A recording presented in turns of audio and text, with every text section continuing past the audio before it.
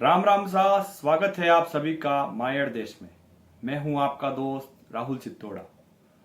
दोस्तों, जब भी बात भगवान शिव की आती है या उनसे जुड़े किसी किस्से की आती है तो गलियों में एक नारा गूंजता है, बम बम भोले मस्ती में डोले। और इसी मस्ती के नाम पर कई लोग हाथों में चिलम और भांग के गिलास थामे नजर आते हैं और तर्क दिया जाता है कि अरे ये तो महादेव का प्रसाद है, वो खुद नशा करते थे। लेकिन क्या आपने कभी सोचा है कि जो देवों के देव हैं, महादेव हैं, पूरी सृष्टि के आधार हैं, क्या उन्हें सच में किसी नशे की जरूरत है? क्या हमारे शास्त्रों में कहीं लिखा है कि शिव जी गांजा पीते थे?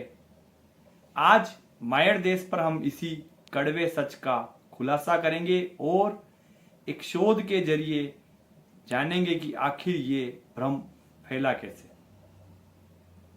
सबसे पहले बात करते हैं उस तर्क की जो नशा करने वाले अक्सर देते हैं। कहा जाता है कि समुद्र मंथन के समय जब हलाहल विष निकला तो उसे महादेव ने अपने कंठ में धारण किया। विष की वजह से उनका शरीर तपने लगा। अब शरीर को ठंडा करने के लिए देवताओं ने उन्हें बिलपत्र, धतूरा और भांग अर्पित की, क्योंकि ये चीजें तासीर में ठंडी होती है। और आयुर्वेद के नजरिए से भी देखें तो भांग यानी कि विजिया एक औषधि है। लेकिन ध्यान दीजिएगा, औषधि और नशे में जमीन आसमान का फर्क है। विष के प्रभाव को कम करने के लिए जड़ी बूटी का लेप लगाना या उसे औषधि रूप में लेना एक बात है, और वहीं दूसरी ओर शौक के लिए चिलम फूकना ये एक अलग बात है।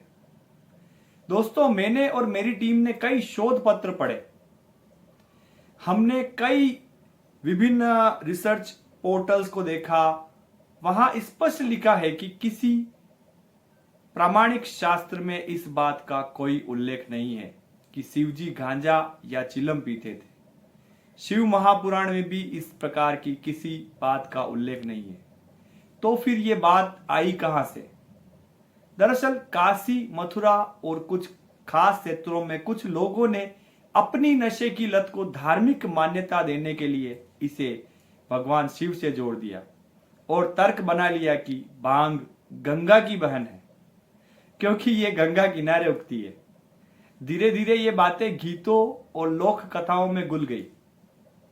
आज स्थिति यह है कि हम महादेव की फोटो भी चिलम पीते हुए बनाने लगे हैं, जो कि शास्त्रों के अनुसार उनका घोर अपमान है।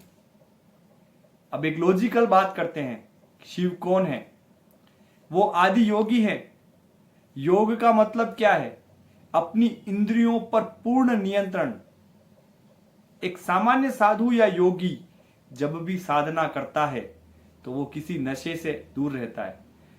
किसी भी प्रकार का नशा नहीं किया जाता है, क्योंकि नशा हमेशा मति भ्रम पैदा करता है, ध्यान को भंग करता है। जो खुद समाधि के आनंद में लीन हो, जिसे ब्रह्मांड का ज्ञान हो, उसे मिट्टी के धुएं से मिलने वाले छोटे से नशे की क्या जरूरत? शिवजी को अवधूत कहा जाता है, यानी वो जो सांसारिक मोह माया से परे है। नशेड़ी व्यक्ति तो नशे का गुलाम होता है, जबकि शिव महाकाल है। वो काल के भी स्वामी हैं। वो किसी भी वस्तु के गुलाम नहीं हो सकते। आजकल के युवा भोले का भक्त बनकर हाथ में गांजा ले लेते हैं। ये समाज के लिए बहुत खतरनाक है। हम शिव से क्या सीख रहे हैं? उनका जहर पीना, यानी कि बुराइयों को खुद में समा लेना ताकि दुनिया सुरक्षित रहे, या उनका नशा करना?